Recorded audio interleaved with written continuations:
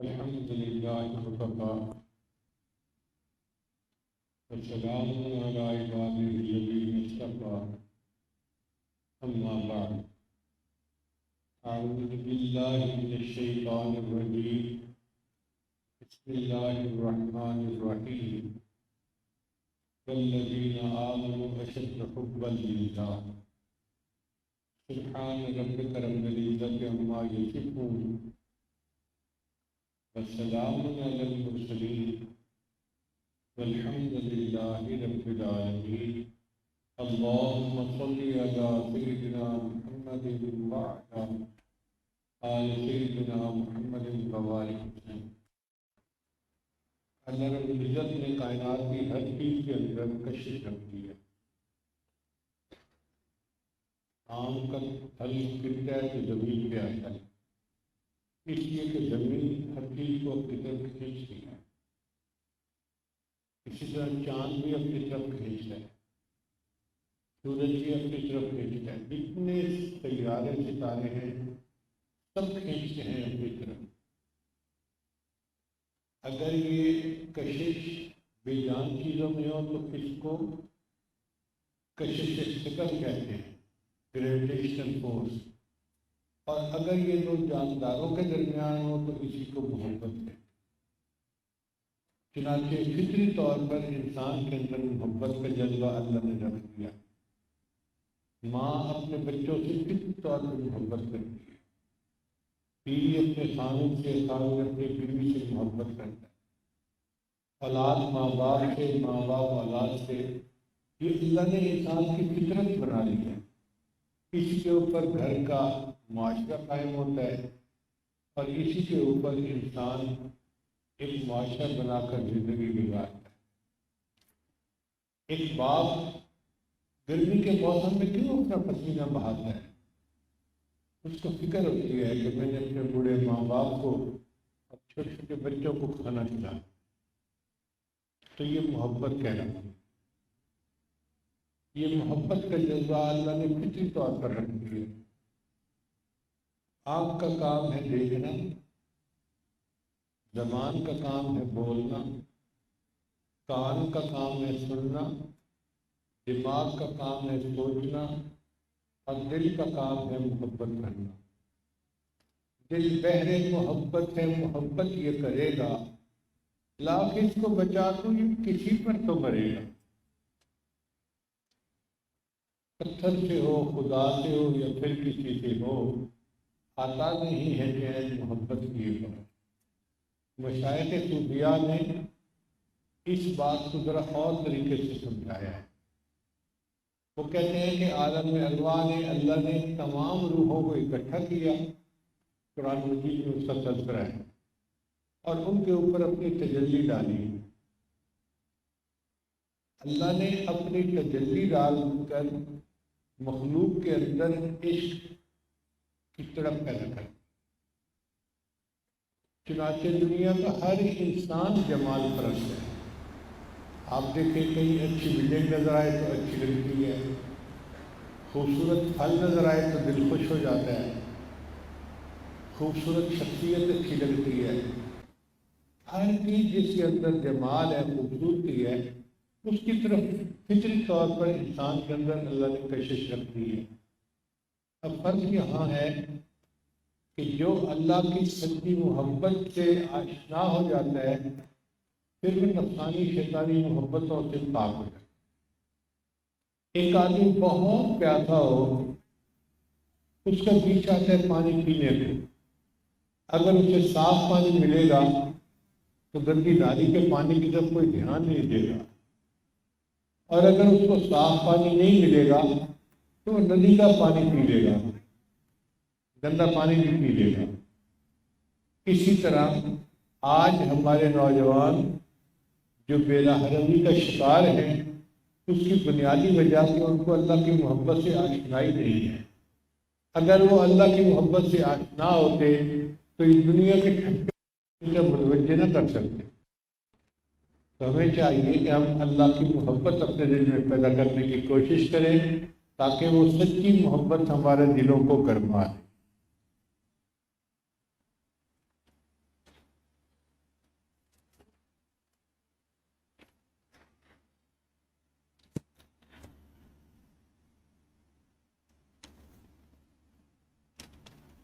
اللہ رب العزت نے قرآن مجید میں اپنے چاہنے والے خوشحال کے لیے ایک تسلی کی بات فرمایا من کان یرجو لقاء اللہ فإن اجل اللہ لآت، جو اللہ سے ملاقات کی امید کرتا ہے تو اللہ کا وعدہ پورا ہونے والا ہے، آنے والا ہے وہ وقت۔ ایسا کیوں کہا؟ اس لیے کہ محبت تقاضا کرتی ہے کہ انسان اپنے محبوب کو دیکھے، اس کے بغیر اسے چین نہیں آتا، اطمینان نہیں ہوتا۔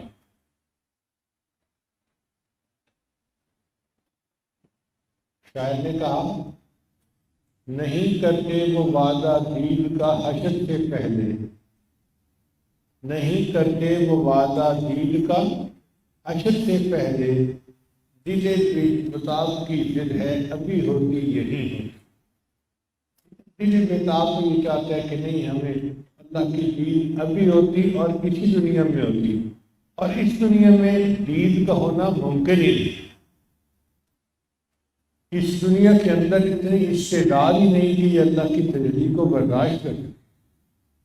حضرت موسیٰ علیہ السلام پر اللہ نے 70,000 پردوں میں سے تجلی ڈالی تھی، پہاڑ جو تھا وہ ریزہ ریزہ ہو گیا تھا، جل گیا تھا، اور موسیٰ علیہ السلام بے ہوش ہو کے گر پڑے۔ چنانچہ شاعر نے کہا لازم نہیں کہ سب کو ملے ایک سا جواب، آؤ نہ ہم بھی سیر کریں کو حضور کی، کہ موسیٰ علیہ السلام کو اللہ نے فرمایا تھا کہ تم مجھے نہیں دیکھ سکتے، وہ کہتے ہیں کہ لازم نہیں کہ سب کو ایک سا جواب ملے، آؤ ہم بھی سیر کرتے ہیں کو حضور کی۔ تو میرے پاس وہ صاحب آئے عالم تھے، کہنے لگے حضرت ہم بھی چلتے ہیں کو حضور، آپ کا سفر پڑھ کے دل میں شوق آئے گا۔ میں نے کہا لازم یہی ہے سب کو ملے ایک سا جواب، لازم یہی ہے سب کو ملے ایک سا جواب، جاؤ اور تم بھی سیر کرو کو حضور کی، جاؤ کو حضور کی سیر کو جواب ایک ہی ملنا ہے کہ میری تجلی مل ہی نہیں سکتی۔ اس دنیا میں اتنی استعداد ہی نہیں کہ اللہ تعالیٰ کی تجلی کو برداشت کر سکے، لہذا طالب کو اللہ کی امید، دید کی امید پر ہی گزارا کرنا۔ اسی لیے جو اللہ سے محبت کرنے والے ہیں وہ مجاہدے کرتے ہیں، روزے رکھتے ہیں، راتوں کو جاگتے ہیں، سوکھ کر بالکل کھڑیاں نکل آتی ہیں، مگر ان کو قیامت کے دن کا انتظار کرنا پڑے گا۔ موت کے وقت ان کو تجلی ملے گی، اس سے پہلے یہ نہیں مل سکتی، اور ان کو کوئی دوائی کام بھی نہیں آتی۔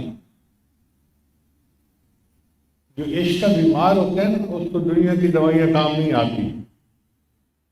چنانچہ پنجابی کے ایک شاعر نے کہا نہ ہاتھ پڑ طبیبا مرض نہ پوچھ، نہ عرض پلا میں کچھ بھی نہیں، نہ ہاتھ پڑ طبیبا مرض نہ پوچھ، نہ عرض پلا میں کچھ بھی نہیں، نہ کر برباد دوائیاں نو، نہ ٹیکے لا میں کچھ بھی نہیں، میں عشق دے وچ بیمار پیاں، نہ شور مچا میں کچھ بھی نہیں، یہ علاج تو میرا کرنا ہے، مینو یار ملا مینو کچھ بھی نہیں۔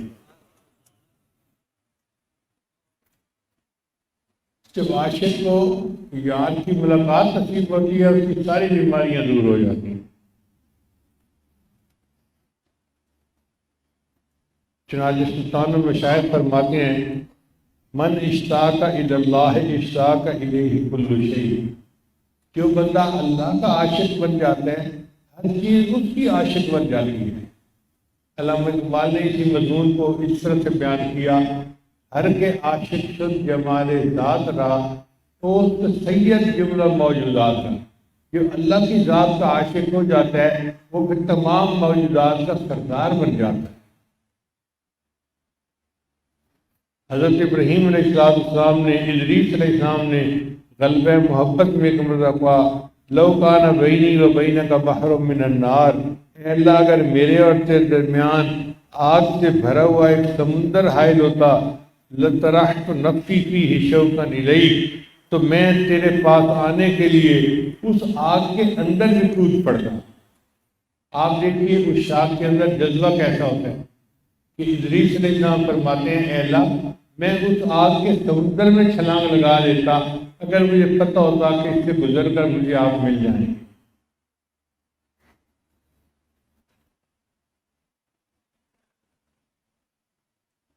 امام غزالی رحمۃ اللہ نے اپنی شورۂ آفاق کتاب احیاء العلوم میں محبت سے لبریز ایک روایت بیان کی ہے۔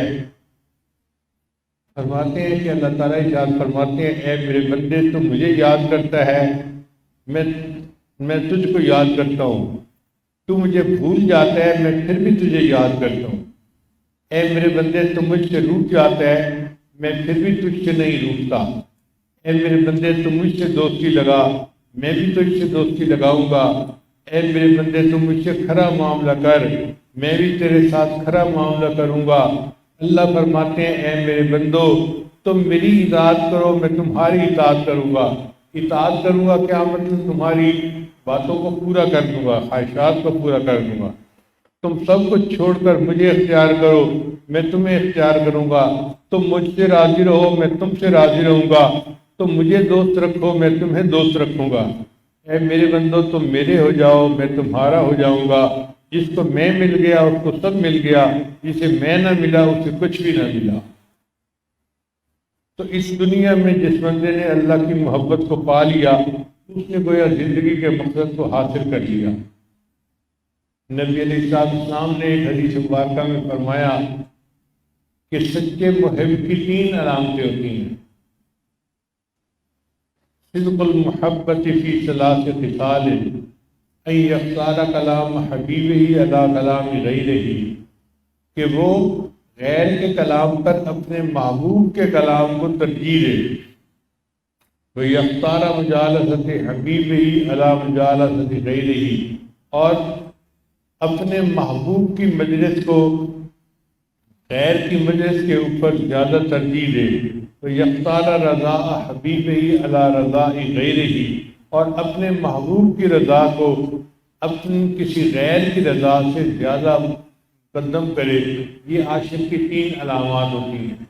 اب ہم ذرا اپنے بارے میں غور کریں، کیا ہمارے اندر یہ عاشق کی علامتیں موجود ہیں جو نبی علیہ السلام نے ارشاد فرمائیں؟ ایک اور حدیث میں نبی علیہ السلام نے ارشاد فرمایا، المحبت اساس المعرفہ، محبت معرفت کی بنیاد ہے، والعفت علامت الیقین، اور عفت پاک دامنی یقین کی علامت ہے۔ حضرت اسماعیل بن ابان نے حضرت انس سے روایت کرتے ہوئے فرمایا کہ جناب رسول اللہ صلی اللہ علیہ وسلم نے ارشاد فرمایا، جب اللہ تعالیٰ کسی بندے سے محبت کرے تو گناہ اس کو ضرر نہیں دیتا، اور گناہوں سے توبہ کرنے والا ایسے ہے جیسے اس نے گناہ کیا ہی نہیں۔ نبی علیہ السلام نے صحابہ کرام کی ایک جماعت تیار کی تھی جو انبیاء کے بعد کائنات کے سب سے زیادہ پسندیدہ لوگ تھے، بزرگ لوگ تھے۔ ان میں ایک صحابی تھے، ان کا نام تھا مصعب بن عمیر رضی اللہ عنہ۔ یہ امیر ماں باپ کے بیٹے تھے، ان کے والدین ان کو اچھا کھلاتے تھے، پہناتے تھے، اور بڑی شان سے رہتے تھے۔ جب انہوں نے اسلام قبول کیا تو ماں باپ نے اپنا ہاتھ کھینچ لیا اور ان کو بالکل بے سہارا چھوڑ دیا۔ اب یہ غربت کا شکار ہو گئے۔ ایک مرتبہ نبی علیہ السلام کی خدمت میں حاضر ہوئے تو انہوں نے ایک کھال میلے کی جو کھلڑی ہوتی ہے نا، وہ لپیٹی ہوئی تھی سردی سے بچنے کے لیے، یعنی اتنی غربت کا عالم تھا۔ جب نبی علیہ السلام نے ان کو آتے ہوئے دیکھا تو فرمایا کہ اس شخص کو دیکھو کہ جس کا دل اللہ کی محبت سے بھرا ہوا ہے۔ میں نے دیکھا کہ اس کے والدین اس کو عمدہ کھلاتے تھے اور اچھا پانی دیتے تھے، اور اب اللہ اور اس کے رسول کی محبت نے اس کو اس درجے تک پہنچا دیا جو تم دیکھ رہے ہو۔ اس لیے نبی علیہ السلام اس بندے کی بڑی رعایت فرماتے تھے جو اللہ سے محبت زیادہ کرنے والا۔ ایک صحابی تھے حضرت عبداللہ ذوالفضیلین رحمۃ اللہ علیہ، ان کا ایک واقعہ میں پہلے بھی سنا چکا ہوں۔ ایک دوسری روایت ہے جس میں ایک صحابی فرماتے ہیں، اس کو ابن ماجہ نے ادرج رضی اللہ عنہ سے روایت کیا، وہ کراتے ہیں جئت لیلتاً احرس النبی صلی اللہ علیہ وسلم، ایک رات نبی علیہ السلام کے حفاظت کے لیے پہرا دینے کی ذمہ داری میری لگ گئی. جیسے خدمت کی جماعت ہوتی ہے تو پہرے کی جماعت کی ہوتی ہے حفاظت کے لیے. تو یہ صحابی کہتے ہیں کہ نبی اسلام کی پہرے داری کی ذمہ داری میرے ذمہ لگ گئی. فَإِذَا رَجُلٌ قِرَاءَتُهُ عَالِيَةٌ، میں نے ایک بندے کو دیکھا جس کی قرأت ذرا اونچی تھی، یعنی وہ تہجد میں قرآن پڑھ رہا تھا اور اونچی آواز سے پڑھ رہا تھا. فخرج نبی صلی اللہ علیہ وسلم، نبی اسلام اپنی خیمے سے باہر نکلے. فرمایا فقلت، تو میں نے کہا یا رسول اللہ، اللہ کے رسول صلی اللہ علیہ وسلم، ھذا مراء، یہ تو بڑا ریاکار ہے، اونچا قرآن پڑھ رہا ہے، دوسروں کو سنا رہا ہے. نبی صاحب نے فرمایا ھذا عبداللہ ابن ذی البجادین، یہ عبداللہ ذی البجادین رضی اللہ عنہ ہیں. فمات بالمدینہ، چنانچہ مدینہ میں عبداللہ ذی البجادین کی وفات ہو گئی. ففارغوا من جہازہ فحملوا نعشہ، چنانچہ ان کو نہلا دیا گیا اور ان کے جنازے کو اٹھایا گیا. فقال النبی صلی اللہ علیہ وسلم، نبی صاحب نے فرمایا ارفقوا بہ رفق اللہ بہ، تم نرمی کرو، تمہارا رب اس کے ساتھ نرمی فرمائے. انہ کان یحب اللہ ورسولہ، یہ اللہ اور اس کے رسول سے محبت کرتا تھا. دیکھیے جو اللہ اور اس کے رسول سے زیادہ محبت کرتا تھا، اس کے لیے نبی صاحب یہ بشارت دے رہے ہیں، فرماتے ہیں کہ نرمی کرو، اللہ اس کے ساتھ نرمی کرے. فحضر حفرتہ فقال، جب اس کی قبر بنائی گئی تو نبی صاحب نے فرمایا اوسعوا لہ اوسع اللہ علیہ، اس کی قبر کو کشادہ کرو، اللہ اس کی قبر کو کشادہ کرے. اب صحابہ بھی موجود تھے دوسرے. قال بعض اصحابہ یا رسول اللہ، بعض صحابہ نے یہ سوال پوچھا، اے اللہ کے رسول، لقد حزنت علیہ، آپ کو اس کی موت پر بڑا زیادہ صدمہ ہوا ہے. قال، نبی اسلام نے جواب دیا انہ کان یحب اللہ ورسولہ، یہ اللہ اور اس کے رسول سے محبت کرتا تھا.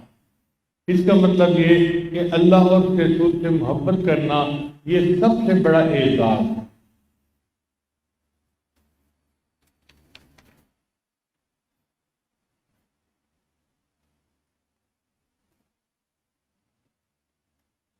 ذنون وشی رحمۃ اللہ فرماتے تھے کہ جب مومن اللہ پر ایمان رکھتا ہے اور اس کا ایمان پختہ ہو جاتا ہے تو وہ اللہ سے ڈرنے لگتا ہے.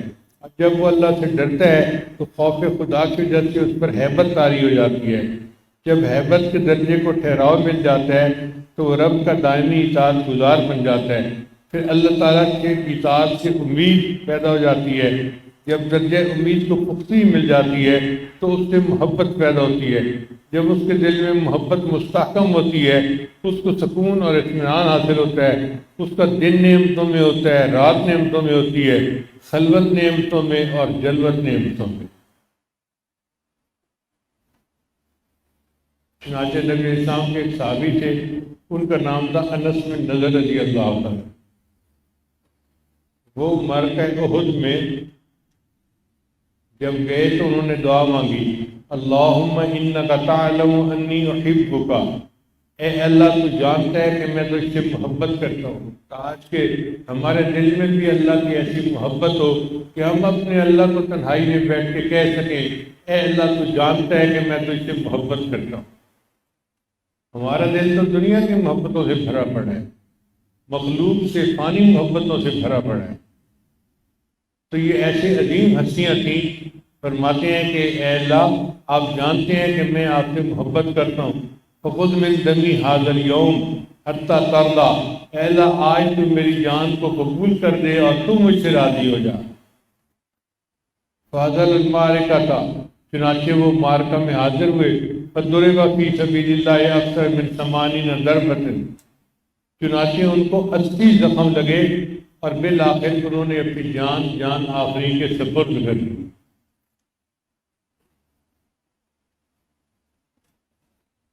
ابراہیم اعظم رحمۃ اللہ فرماتے ہیں کہ ایک رات میں نے خواب دیکھا، کانا قائلا، ایک بندے نے یہ کہا خواب میں ان میمونۃ السوداء زوجتک فی الجنہ، میمونہ سودا جنت میں تیری بیوی بنے گی. فرماتے ہیں کہ میں میمونہ سودا کو ڈھونڈنے نکلا کہ وہ کون نیک خاتون ہے جو جنت میں میری بیوی بنائی جائے گی۔ حمص شہر ہے شام کا، میں وہاں پہنچا، میمونہ کے بارے میں پوچھا، ان کا جی وہ تو دیوانی سی ہے، بکریاں چراتی ہے، جنگل میں ملے گی۔ کہتے ہیں کہ میں جنگل میں چلا گیا تو میں نے عجیب نظارہ دیکھا کہ بکریاں پھر رہی ہیں اور ساتھ ان کے بھیڑیا بھی پھر رہا ہے، اور میمونہ کھڑی نماز پڑھ رہی ہے۔ میں انتظار میں بیٹھ گیا، جب اس نے سلام پھیرا تو مجھے کہنے لگی، ابراہیم ہماری ملاقات کی جگہ جنت ہے، دنیا نہیں ہے۔ تو میں حیران ہوا کہ اتنی یہ صاحب کشف ہے، اس کو پتہ چل گیا کہ میرے آنے کی وجہ کیا تھی۔ کہتے ہیں کہ میں نے اس سے سوال پوچھا کہ یہ بتاؤ تم نے کیا کیا کہ بھیڑیا بکریوں کے درمیان پھر رہا ہے اور بکریوں کو کچھ کہہ نہیں رہا؟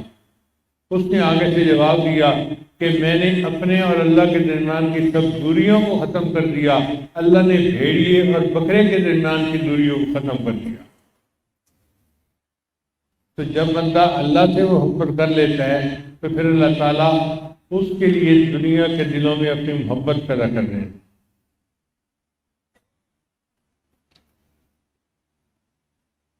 پھر اس عورت نے اشعار پڑھے،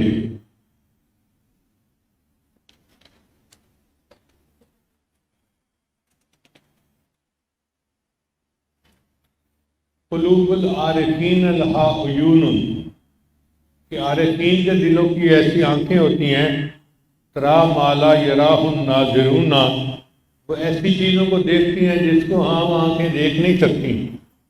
وَأَلْسِنَةٌ بِسِتْرٍ قَدْ تُنَاجِي، اور ان کی ایسی زبانیں ہوتی ہیں کہ ان زبانوں سے وہ ایسی سرگوشی کر جاتے ہیں، تغیب عن الکرام الکاتبین، کہ جن سرگوشیوں کو کرام الکاتبین بھی محسوس نہیں کر سکتے۔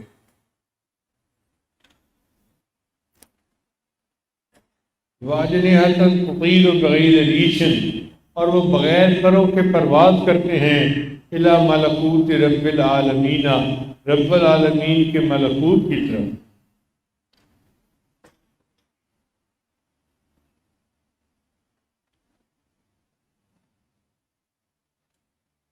اللہ تعالیٰ کی محبت کو پیدا کرنے کا طریقہ کہ انسان اللہ کا ذکر کثرت سے کرے۔ ذکر سے ذات کی محبت پیدا ہوتی ہے، یہ اصول ہے۔ اس کی چھوٹی سی مثال ابھی میں آپ کے سامنے بیٹھ کر بتاؤں کہ جی کیشر کیری کے اوپر فلاں آئس کریم ہے، یہ فلیور ہے، تو آدھے بندوں کے دل میں خواہش پیدا ہوگی ہم ابھی اٹھیں گے اور جا کے یہ آئس کریم کھائیں گے۔ تو دیکھو تذکرہ سے دل میں خیال آ گیا، محبت آ گئی۔ اسی طرح جب اللہ کا ذکر بار بار کیا جاتا ہے تو بندے کے دل میں اللہ کی محبت آ جاتی ہے۔ اور دوسرا طریقہ یہ ہے کہ انسان اللہ سے محبت کرنے والوں کی صحبت میں بیٹھے، جب ان کی صحبت میں بیٹھے گا ان کی مقناطیسیت بندے کے دل میں اثر کرے گی اور بندے کو اللہ کی محبت کا مزہ آ جائے۔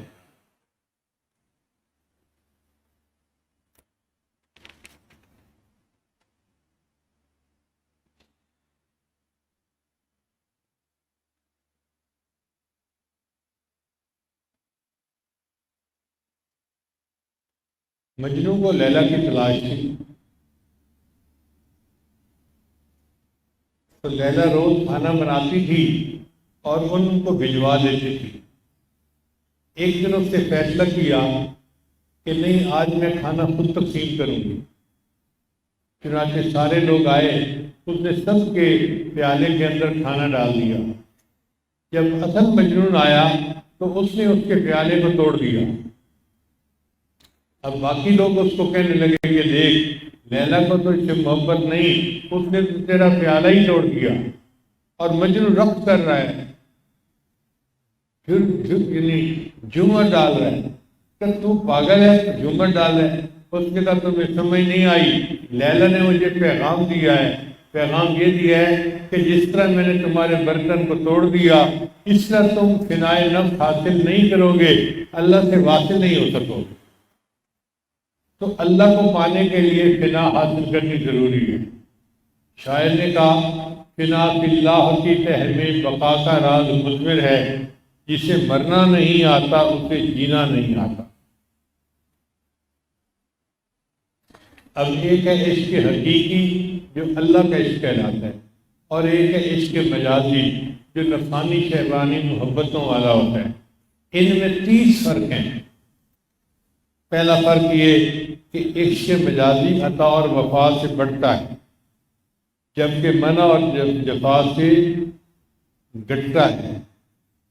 مجازی عشق ایسا ہی ہے، عطا ہو تو بڑھتا ہے اور جفا ہو تو گھٹتا ہے، جبکہ عشق حقیقی میں وفا اور جفا کا کوئی فرق نہیں ہوتا، ہر حال میں عاشق اپنے معشوق سے راضی رہتا ہے۔ حسین بن نیاز رحمۃ اللہ علیہ نے اللہ والے سے پوچھا کہ محبت کی نشانی کیا ہے؟ فرمایا اذا کان عطاہ ایاک ومنعہ سوا، جب اللہ کا دینا یا نہ دینا تیری نظر میں برابر ہو جائے تو اس کا مطلب ہے تجھے اللہ سے محبت ہے۔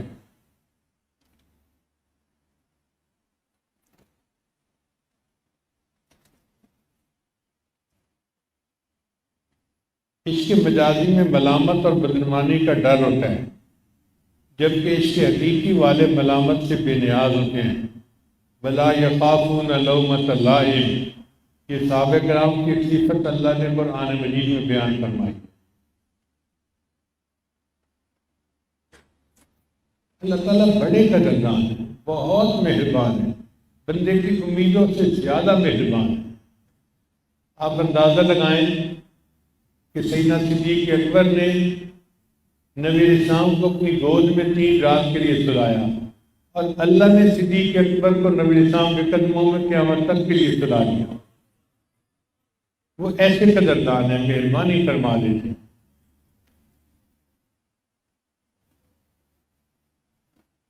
چلاسی بابا کا شعر ہے، مرا تانا دہد وائز بعشقر، اے محبوب یہ وائز مجھے تیرے عشق کا تانا دیتا ہے، تو یک بار بسوئے او نظر کن، اے محبوب ایک مرتبہ اس کو بھی آنکھ بھر کے ذرا دیکھ لے۔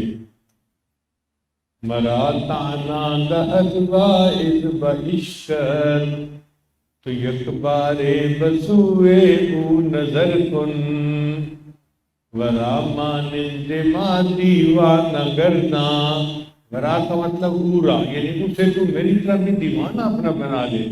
تکبر از دماغ او بدر کن، اس کے دماغ سے تکبر کو دور کر دے۔ چلاسی خواب در ہجرا حرام است، شب ہجرا بفریاد سحر کن، اے چلاسی ہجر کے اندر سو جانا حرام ہے، لہذا تو ہجر کی رات کو شب اپنی فریاد کے اندر گزار دے۔ عشق مجازی میں جب راز کھل جائے تو عاشق معشوق ایک دوسرے پر الزام لگاتے ہیں، ایک کہتا ہے اس کا قصور تھا، وہ کہتے ہیں نہیں اس کا قصور تھا۔ جیسے زلیخا کا راز کھلا تو اس نے فوراً یوسف علیہ السلام پر الزام لگا دیا، قالت ما جزاء من اراد باہلک سوءا الا ان یسجن او عذاب علیم، جبکہ اس کے حقیقی میں عاشق اپنی غلطی تسلیم کرتا ہے، معشوق پر بات نہیں آنے دیتا۔ چوتھا فرق، عشق مجازی میں عاشق اپنے محبوب کا ظاہری قرب چاہتا ہے، جبکہ عشق حقیقی میں عاشق محبوب کی رضا چاہتا ہے، اور وہ عاشق ہر اس چیز کی قدر کرتا ہے جس کو اس کا معشوق اس سے چاہتا ہے، اس کے لیے قرب و بود کوئی حقیقت نہیں رکھتی، یعنی وہ قرب و بود سے بے نیاز ہوتا ہے۔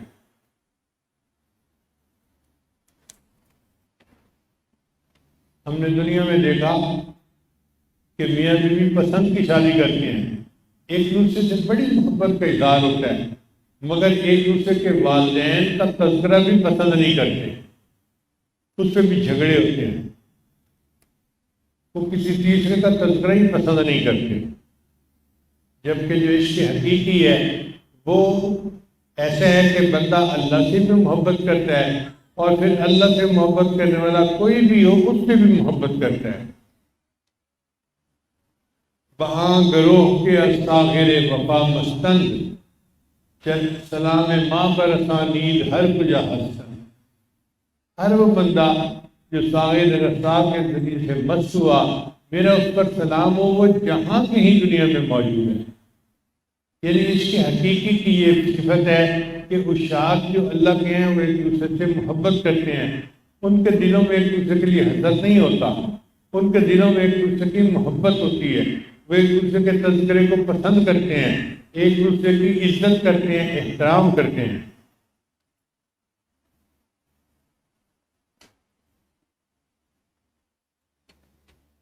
عشق مجازی میں معشوق کبھی التفات کرتا ہے اور کبھی التفات نہیں کرتا، مگر عشق حقیقی کا معاملہ کچھ اور ہے کہ بندہ بندے اپنے اللہ کی طرف اگر دھیان کرتا ہے، اللہ فوراً اس کی طرف متوجہ ہوتے ہیں۔ قرآن مجید میں اللہ فرماتے ہیں فاذکرونی اذکرکم، اے میرے بندو تم مجھے یاد کرو میں تمہیں یاد کروں گا۔ چنانچہ ایک صاحب فرمایا کرتے تھے مجھے پتہ چل جاتا ہے کہ اللہ مجھے یاد کر رہا ہے۔ کسی نے کہا کیسے پتہ چل جاتا ہے؟ کہنے لگے جب میں اللہ کو یاد کرتا ہوں یہ وہ وقت ہوتا ہے کہ اللہ نے مجھے یاد کیا، اس لیے مجھے اللہ کو یاد کرنے کی توفیق نصیب ہو گئی۔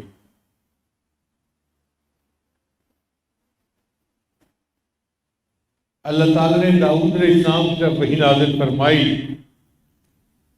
کل شبان بنی اسرائیل، اے داؤد علیہ السلام بنی اسرائیل کے نوجوانوں کو یہ بات بتا دو لم تشغلون انفسکم بغیری، تم اپنے نفوس کو غیر میں مشغول مت کرو، وانا مشتاق الیکم، میں تمہارا مشتاق ہوں، ما ھذا الجفا، یہ کیسی جفا ہے، لو یعلمون المدبرون انی، اگر یہ پیٹھ پھیر کر دوسری طرف جانے والے جان لیتے کہ میں ان کا کتنا انتظار کرتا ہوں اور ان کے ساتھ کتنی نرمی کرتا ہوں، وہ شوقی الی ترک معاصیہم، اور مجھے کتنا چاہت ہے کہ یہ اپنے گناہوں کو چھوڑ کے میرے در میں واپس آ جائیں، لماتوا شوقا الیہ، یہ مر جائیں اس شوق کی وجہ سے جو میرے لیے ان کے اندر ہے۔ وَإِنْقَطَعَ أَوْصَالُهُم مِّن مُحَبَّتِي، یا داؤد، اے داؤد، ھذا ارادتی فی المدبرین عنی، یہ میرا ارادہ ہے ان لوگوں کا جو پیٹھ پھیر کے جا رہے ہیں میری طرف سے، فکیف ارادتی للمقبلین علیہ، میرا ارادہ کیا ہوگا ان کا جو میری طرف رخ کر کے آتے ہیں۔ تو محترم جماعت آپ کو مبارک ہو، آپ مقبلین میں سے ہیں، اللہ کو پانے کے لیے اپنے گھروں سے نیت کر کے یہاں تشریف لائے ہیں۔ اللہ کو اس بات کا انتظار ہے، اللہ چاہتے ہیں ہم اپنے دلوں میں اللہ کی محبت کو بسائیں، اس کی لذتیں اٹھائیں، اور پھر قیامت کے دن اللہ تعالیٰ اس کے صدقے ہمارے اوپر رحمت کا معاملہ فرمائے۔ اس لیے جو بندہ اللہ کی طرف آتا ہے، حدیث مبارکہ میں فرماتے ہیں اللہ ان اتانی یمشی، اگر وہ چل کے میری طرف آتا ہے، اتیتہ ہرولا، میری رحمت اس کی طرف دوڑ کے جا رہی ہوتی ہے۔ اللہ تعالیٰ کی رحمتوں کا اندازہ لگائیے کہ وہ اپنے بندوں سے کتنی محبت فرماتے ہیں اور کتنا پسند کرتے ہیں کہ وہ میرے در پر آئیں اور میری محبت کو پائیں۔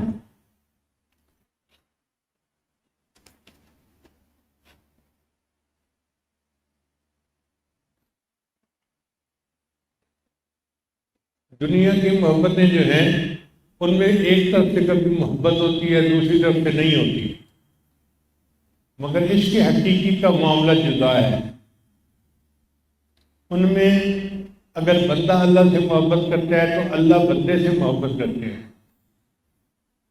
اللہ تعالیٰ نے قرآن مجید میں صحابہ کے بارے میں فرمایا یحبہم ویحبونہ، ایسی جماعت ہوگی جو اللہ سے محبت، جن سے اللہ محبت کریں گے اور وہ اللہ سے محبت کرنے والے ہوں گے۔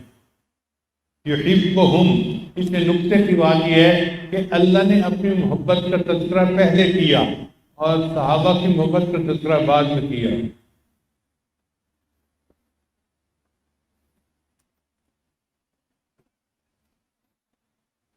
اس لیے ہمیں چاہیے کہ ہم ہر طرف سے ہٹ کر کے فقط اللہ سے محبت کرنے والے بن جائیں۔ حضرت خواجہ غلام فرید رحمۃ اللہ نے فرمایا ہکے ہکے ہکے اس ہک دی ساکو سکھے، ہکے ہکے ہکے اس ہک دی ساکو سکھے، جڑا ہکو ڈو کر جانے وہ تو کافر تے مشرک ہے۔ جو دو سے محبت کرنے والا ہو وہ تو مشرک ہے، وہ تو توحید پرست ہے ہی نہیں۔ چنانچہ عشق مجازی میں ایمان کا زوال ہوتا ہے، کیونکہ غیر اللہ کے ساتھ محبت اللہ کی غیرت کا معاملہ ہے۔ جیسے اللہ تعالیٰ کو عبادت میں شرک گوارا نہیں، ایسے اللہ کو اپنی محبت میں بھی شریک گوارا نہیں، جبکہ عشق حقیقی ایمان کے کمال کا باعث ہے۔ نبی سامنے ارشاد فرمایا، تین علامتیں جس کے اندر ہوں وجد حلاوت ایمان، وہ ایمان کی لذت کو پالے گا۔ ان میں سے ایک علامت یہ ہے ان یکون اللہ و رسولہ احب الیہ مما سواہما، اللہ اور اس کا رسول اس کو باقی ہر چیز سے زیادہ محبوب ہو۔ ہم اگر اللہ اور اس کے رسول سے زیادہ محبت کریں گے تو اللہ تعالیٰ اس کے بدلے ہمیں ایمان کی حلاوت عطا فرمائے۔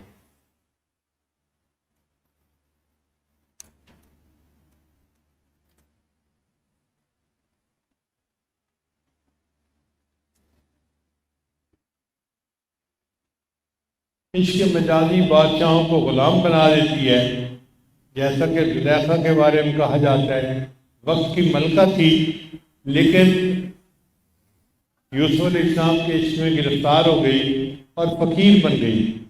وقال نسوة فی المدینہ امرأۃ العزیز الآن تراود فتاها عن نفسه، جبکہ عشق حقیقی غلاموں کو بادشاہ بنا دیتے ہیں۔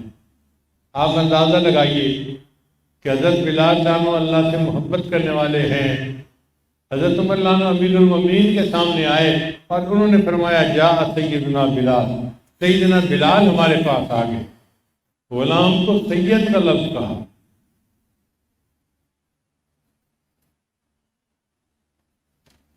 پھر نبی شاہ نے فرمایا ان الجنت لتشتاق الی ثلاثۃ، تین بندوں کی جنت مشتاق ہے، یعنی ہم چاہتے ہیں کہ ہمیں جنت مل جائے، اور تین بندے ایسے ہیں کہ جنت چاہتی ہے کہ کاش وہ جلدی میرے اندر آ جائیں۔ ان میں سے ایک حضرت عمار اللہ نبی تھے۔ تو اس سے پتہ چلتا ہے کہ صحابہ کرام کی جماعت ایسی تھی کہ جنت مشتاق تھی، ان کے لیے تمنا کرتی تھی اے اللہ جلدی ان کو بھیجیں تاکہ یہ میری نعمتوں سے لطف اندوز ہو سکے۔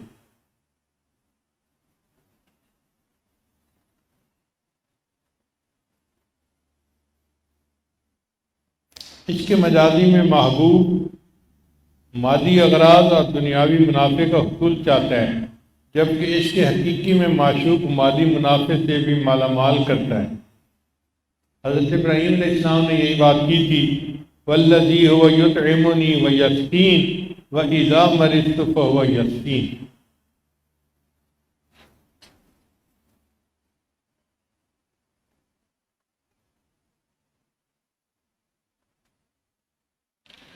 عشق کی ایک صفت ہے کہ محبوب مرنے کی تمنا کرتا ہے۔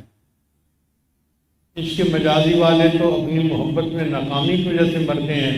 آئے دن یونیورسٹیوں میں واقعات پیش آتے ہیں کہ نفسانی محبت کی وجہ سے نوجوان کوئی پھانسی لیتا ہے، کوئی لٹک جاتا ہے، کوئی جھول جاتا ہے تو مرتے ہیں، لیکن جو اللہ سے محبت کرنے والے ہیں وہ اس لیے موت کو پسند کرتے ہیں کہ ان کو اللہ کا دیدار نصیب ہوگا۔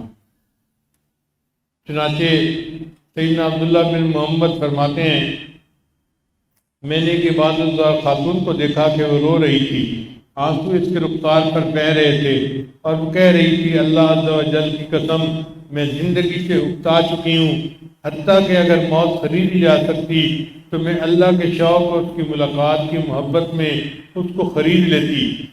آپ فرماتے ہیں کہ میں نے اس سے کہا کیا تمہیں اپنے اعمال پر بھروسہ ہے؟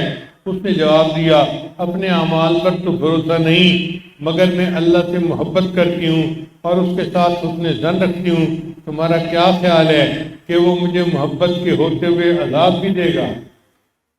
جو اللہ سے محبت کرنے والا ہوگا اللہ اس کو قیامت میں عذاب نہیں دے گا۔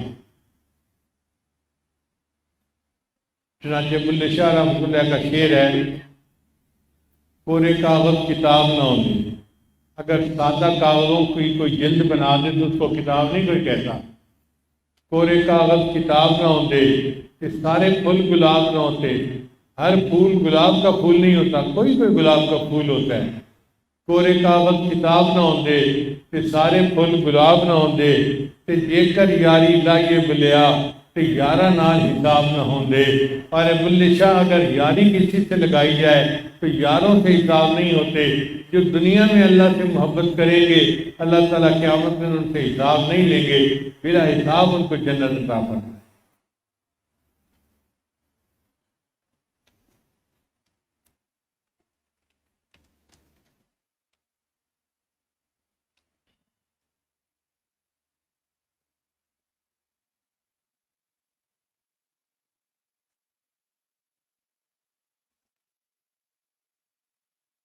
غزوہ خیبر میں نبی علیہ السلام نے حضرت علی کو جھنڈا دیتے ہوئے فرمایا کہ میں یہ جھنڈا آج اس شخص کو دوں گا جو اللہ اور اس کے رسول سے محبت کرنے والا ہوگا۔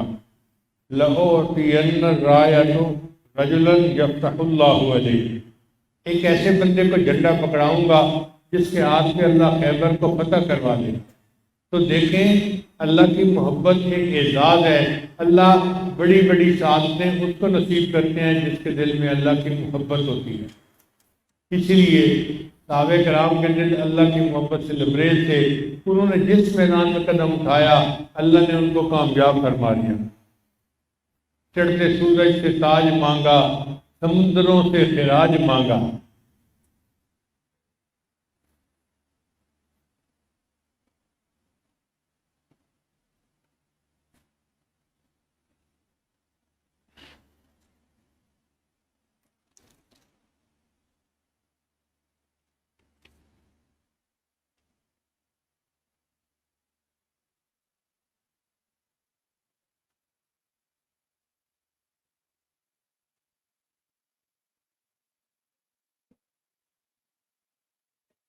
جو نفسانی محبتوں کے گرفتار ہوتے ہیں ان کو ذلت ملتی ہے، اور جو اللہ سے محبت کرتے ہیں ان کو عزتیں ملتی ہیں۔ حدیث مبارکہ میں ہے کہ جنتی جنت میں پہنچ جائیں گے اور جنت کی نعمتوں سے خوب مزے لے رہے ہوں گے۔ اللہ تعالیٰ ان سے ہم کلامی فرمائیں گے، اے میرے بندو تم خوش ہو؟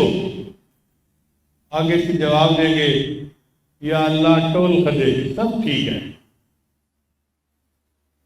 اب اللہ فرمائیں گے تمہیں کسی اور چیز کی ضرورت ہے؟ وہ کہیں گے یا اللہ جو چاہتے ہیں پوری ہو جاتی ہے، اور کیا بتائیں آپ کو؟ اللہ فرمائیں گے اچھا اپنے علماء سے پوچھو۔ آپ اندازہ لگائیے، عالم کو اللہ نے وہ مقام دیا کہ ہمیں جنت میں بھی اس سے سوال پوچھنے کی ضرورت پیش آئے گی۔ تو جنتی اپنے اپنے تعلق والے جو علماء ہوں گے ان سے پوچھیں گے کہ ہر چیز تو ہے، جو چاہتے ہیں پیش ہو جاتی ہے، ہر خواہش پوری ہو رہی ہے۔ اللہ پوچھتے ہیں اور چاہیے؟ تو علماء کہیں گے ہاں ایک اور چیز ہے کہ اللہ تعالیٰ نے ابھی تک اپنی رضا کا اعلان نہیں فرمایا۔ تو جنتی پھر اللہ تعالیٰ سے مطالبہ کریں گے یا اللہ اپنی رضا کا اعلان فرما دیں۔ حدیث مبارکہ میں اللہ تعالیٰ اعلان فرمائیں گے، اے میرے بندو تم سب اس بات پر گواہ رہنا، احل علیکم رضوانی، میں نے اپنی رضا تمہارے اوپر حلال کر دی، فلا اسخط علیکم بعدہ ابدا، اس کے بعد کبھی بھی میں تو اس سے ناراض نہیں ہوں گا۔ یہ جو بات ہے اس سے جنتیوں کو اتنی خوشی ہوگی کہ اس سے پہلے خوشی نہیں ہوئی ہوگی۔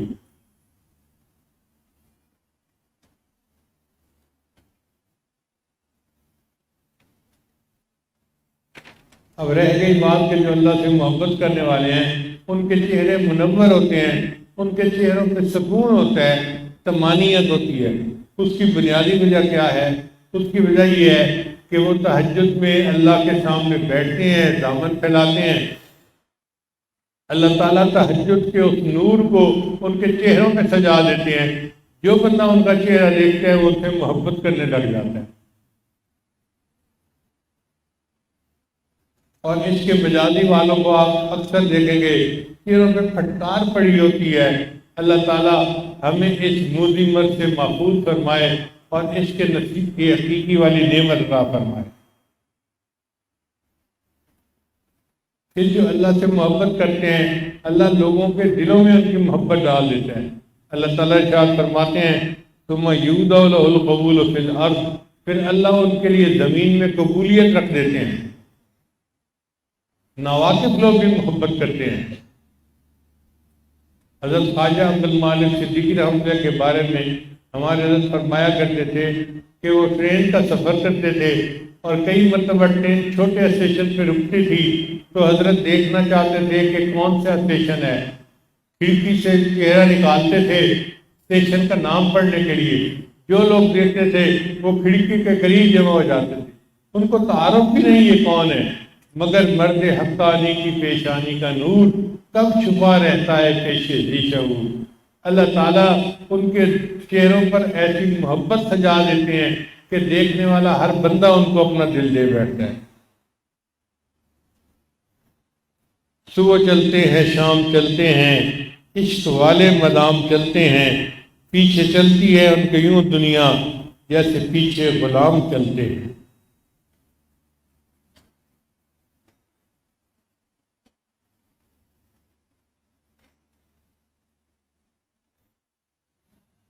عشق مجازی میں محبوب ایک جگہ ہوتا ہے اور جگہوں پہ نہیں ہوتا۔ گھر میں ہے تو باہر نہیں، باہر ہے تو گھر میں نہیں، مگر عشق کی حقیقی کا معاملہ کچھ اور ہے۔ جو اللہ سے محبت کرتا ہے اس کو ہر جگہ اللہ کی معیت کا احساس ہوتا ہے۔ چنانچہ شاعر کہتا ہے جگ میں آ کر ادھر ادھر دیکھا تو ہی آیا نظر جدھر دیکھا۔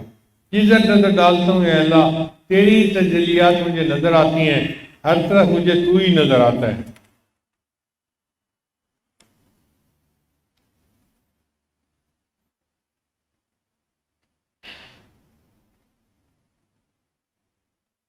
ایک صحابی کی وفات ہوئی، عثمان بن مظعون رضی اللہ تعالیٰ عنہ۔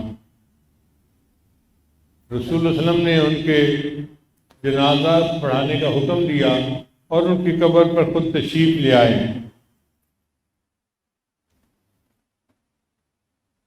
اس کی بیوی وہاں تھی، اس نے کہا ہنیئا لک ابا صائب الجنہ، اے ابو صائب آپ کو جنت کی بشارت ہو۔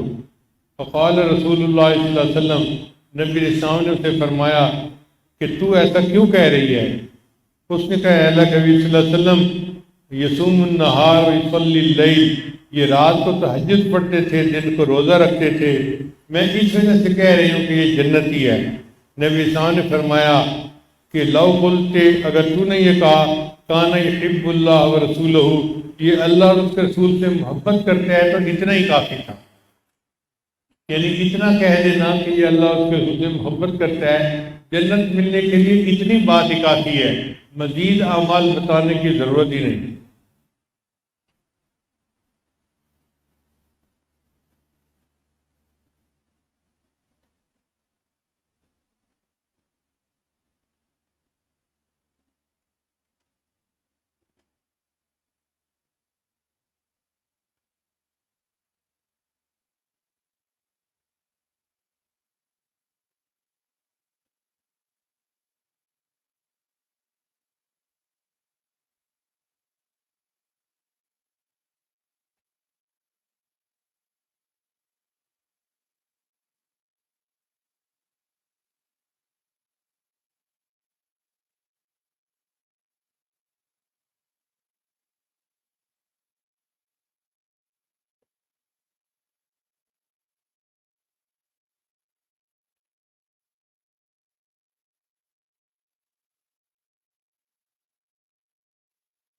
حضرت رحمۃ اللہ علیہ کا کلام ہے المحبت ترک الشکوى من البلوى، کہ جب بلا مصیبت آتی ہے تو کوئی شکایت نہ کرنا یہ محبت کی نشانی ہے۔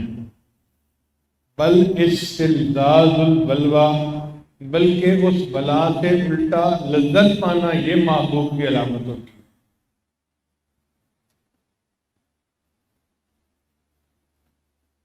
علامہ اقبال نے خوبصورت انداز میں کہا جفا جو عشق میں ہوتی ہے وہ جفا ہی نہیں، جفا جو عشق میں ہوتی ہے وہ جفا ہی نہیں، جفا نہ ہو تو محبت کا کچھ مزہ ہی نہیں۔ تو عاشق اللہ کی طرف سے آئے ہوئے حالات کے اوپر بھی لذت پاتا ہے اور اللہ سے راضی رہتا ہے، اللہ سے خوش رہتا ہے۔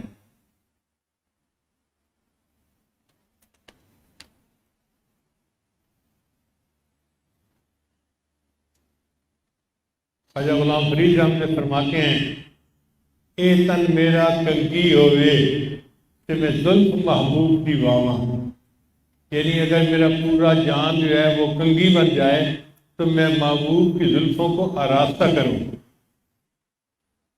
یہ سونا میرے دکھ وچ راضی کہ میں سکھ نو چولہے ڈاواں، اور اگر اللہ میرے دکھ میں راضی ہے تو میں سکھ کو چولہے میں ڈالنے کے لیے تیار ہوں۔ اللہ کی محبت کے اثرات دیکھیے کہ یہ حضرات اللہ کی محبت میں اپنے سکھ کو چولہے میں ڈالنے کے لیے تیار ہیں۔ چنانچہ جو اللہ سے محبت کرنے والے ہیں ان کی نظر میں جنت بھی بھیج ہوتی ہے۔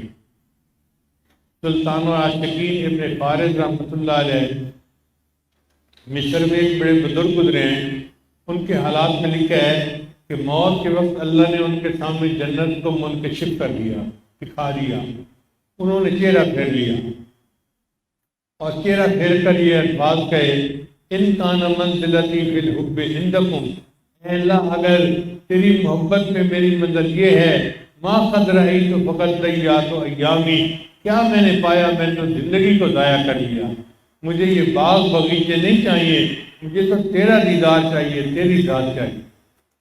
اللہ تعالیٰ سے محبت ایسی چیز ہے۔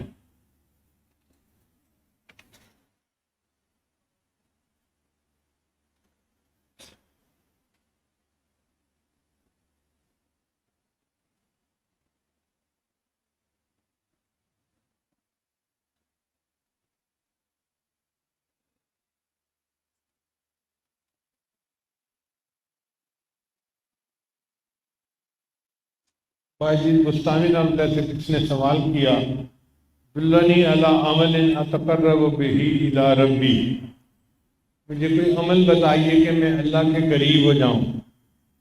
فقال، انہوں نے جواب دیا، احبب اولیاء اللہ، اللہ کے اولیاء سے محبت کرو، اس لیے کہ جب اللہ ان کے دلوں پر محبت کی نظر ڈالتا ہے، اگر تمہارا نام ان کے دل میں ہوگا تو اللہ تمہاری بھی بخشش فرما دے گا۔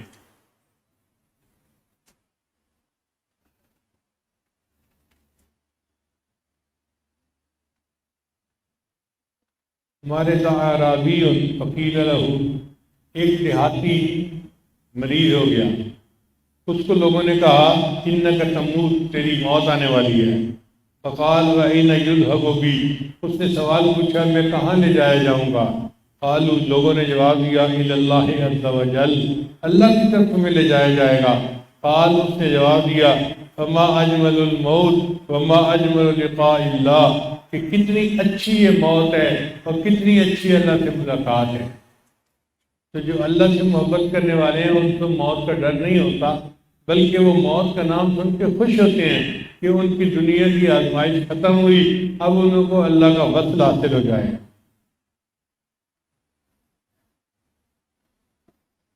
صحابہ کرام کی تو عظمت بہت زیادہ ہے، جنہوں نے صحابہ کرام کو دیکھا ان کے ایمان اتنے مضبوط تھے کہ ان کے ایمان کی عظمت کو دیکھ کے حیران ہوئی تھے۔ چنانچہ نبی علیہ السلام کی زندگی کا آخری غزوہ جو تھا وہ غزوہ تبوک تھا۔ یہ بڑے پورا شوق ماحول میں ہوا اور نبی علیہ السلام جب واپس آئے تو آپ بیمار ہو گئے، اور اس کے بعد پھر آپ کی بیماری بڑھتی چلی گئی حتیٰ کہ آپ نے پردہ فرما لیا۔ جب آپ کی بیماری شدید تھی تو قبائل میں خبر پہنچ گئی کہ مدینہ کے جو پیغمبر علیہ السلام ہیں وہ بیمار ہو گئے۔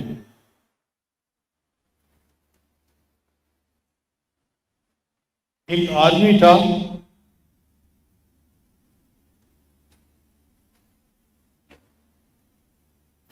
اس کا نام تھا اسود انسی، وہ منافقین کا سردار تھا، مالدار تھا، چرب زبان تھا، اچھی پرسنالٹی، اس نے سوچا یہ بڑا اچھا موقع ہے کہ یہ پیغمبر تو فوت ہو رہے ہیں، اب میں نبوت کا اعلان کر دیتا ہوں۔ جیسے مسلمہ کذاب نے بیان یعنی نبوت کا دعویٰ کیا تھا، اسود انسی نے بھی نبوت کا دعویٰ کیا۔ چنانچہ جب اس نے نبوت کا دعویٰ کیا، اس کے چیلے چاٹوں نے اس کے پیغام کو پھیلانا شروع کر دیا، اور اس کا پیغام جو تھا وہ بحرین اور طائف تک جا پہنچا۔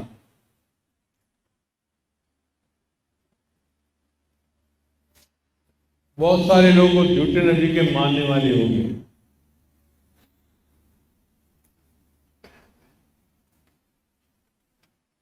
ایک بزرگ تھے جن کا نام تھا ابو مسلم خولانی، نام ان کا عبداللہ تھا لیکن ابو مسلم ان کا لقب تھا۔ انہوں نے کھڑے ہو کر یہ اعلان کیا کہ یہ جھوٹا نبی ہے، اور یہ میں اس کی جھوٹ کی گواہی دیتا ہوں۔ اس کی وجہ سے چونکہ وہ نیک آدمی تھا، بہت سارے لوگ واپس آ گئے اسلام کی طرف۔ اب اسود انسی کو اس پر بڑا غصہ آیا، اس نے ابو مسلم خولانی کو گرفتار کر لیا۔ اب گرفتار کرنے کے بعد اس نے اپنے ساتھیوں سے مشورہ کیا کہ ان کو کیا سزا دینی چاہیے۔ کسی نے کہا کہ ان کو ملک بدر کر دیا جائے، چلا جائے گا، فتنہ ختم ہو جائے گا۔ کسی نے کہا نہیں، اس کو جو ہے وہ موت کی سزا دینی چاہیے۔ کسی نے کہا نہیں، اس کو عبرت کا نشان بنانا چاہیے۔ اسود انسی کو یہ تجویز پسند آئی کہ اس کو عبرت کا نشان بنا دو دوسروں کے لیے۔ کیا کرے؟ کہنے کا اس کا طریقہ یہ ہے کہ اس کو آگ جلا کر اس کے اندر پھینک دیا جائے، جب لوگ دیکھیں گے تو ڈر کے مارے وہ تمہاری نبوت کو قبول کر لیں گے۔ چنانچہ اس نے خیمہ بنوایا اور اس نے ایک تخت لگوا کے شاہانہ انداز میں اس کے اوپر بیٹھا، اور اس نے ابو مسلم خولانی کو بلوایا۔ اب مسلم خولانی نانو نحیف سے آدمی تھے، کمزور سے تھے، ان کو ہتھکڑیاں لگی ہوئی تھی، بیڑیاں پہنائی ہوئی تھیں۔ ان کو بلایا گیا اور ان کو اسود انسی نے کہا کیا تم گواہی دیتے ہو کہ محمد اللہ کے بندے اور اس کے رسول ہیں؟ انہوں نے بلند آواز سے کہا میں گواہی دیتا ہوں کہ محمد صلی اللہ علیہ وسلم اللہ کے بندے اور اس کے رسول ہیں۔ پھر اس نے دوسرا کوشچن پوچھا کیا تم گواہی دیتے ہو کہ میں بھی اللہ کا رسول ہوں؟ تو وہ مسلم خولانی نے کہا میری کان میں کچھ میل ہے، مجھے اونچا سنائی دیتا ہے، مجھے تمہاری بات سمجھ میں نہیں آ رہی۔ اس نے کہا کہ تمہیں پتہ ہے میں کیا کہہ رہا ہوں؟ میں کہہ رہا ہوں کیا تم مجھے نبی سمجھتے ہو؟ تو کہا کہ میں تمہیں کہہ چکا ہوں تمہاری بات مجھے سمجھ میں نہیں آ رہی، یعنی جھوٹ بھی نہیں بولا اور بات بھی کر دی کہ مجھے تمہاری بات سمجھ میں نہیں آ رہی۔ اسود انسی کو بڑا غصہ آیا، اس نے حکم دیا اس کو اٹھا کے آگ کے اندر ڈال دیا جائے۔ چنانچہ وہ مسلم خولانی کو آگ کے اندر دھکا دے دیا گیا۔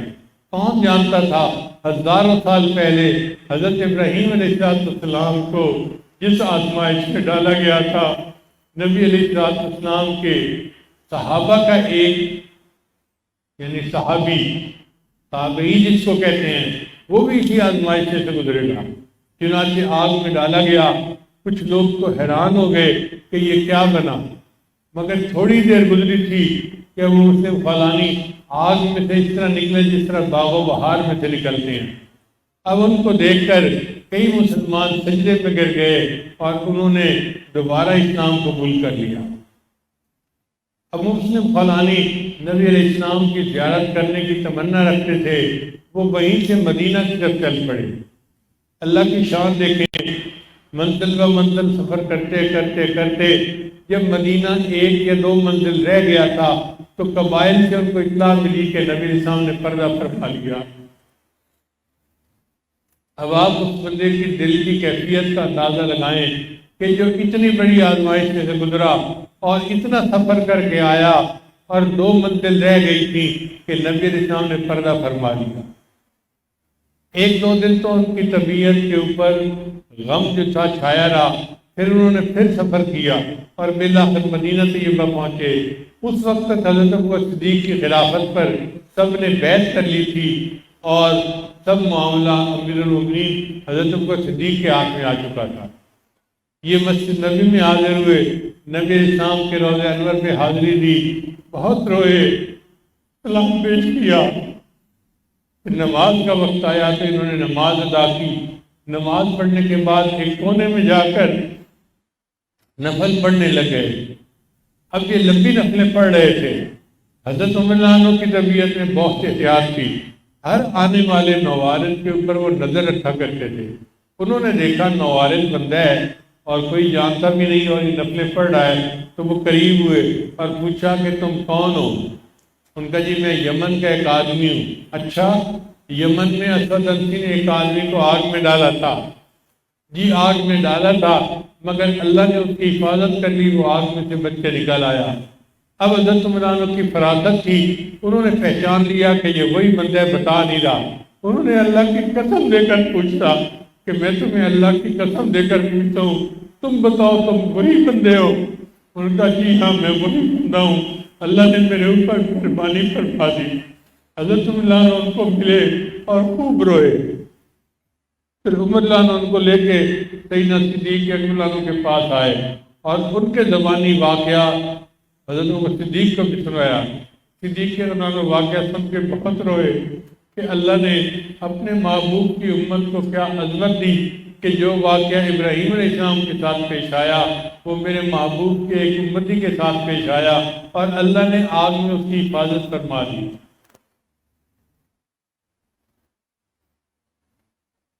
پھر اس کے بعد مسلم خانانی ایک دو دن وہاں رہے اور واپس آ گئے۔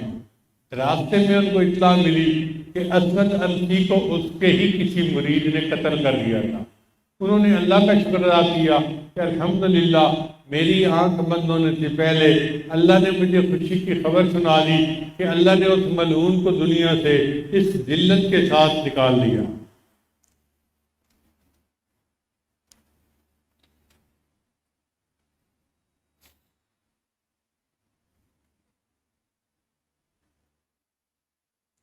تو ہمیں بھی چاہیے کہ ہم اپنے دل میں اللہ کی محبت کو پیدا کریں، بڑھائیں اور اللہ کے عشاق میں ہمارا نام آ جائے۔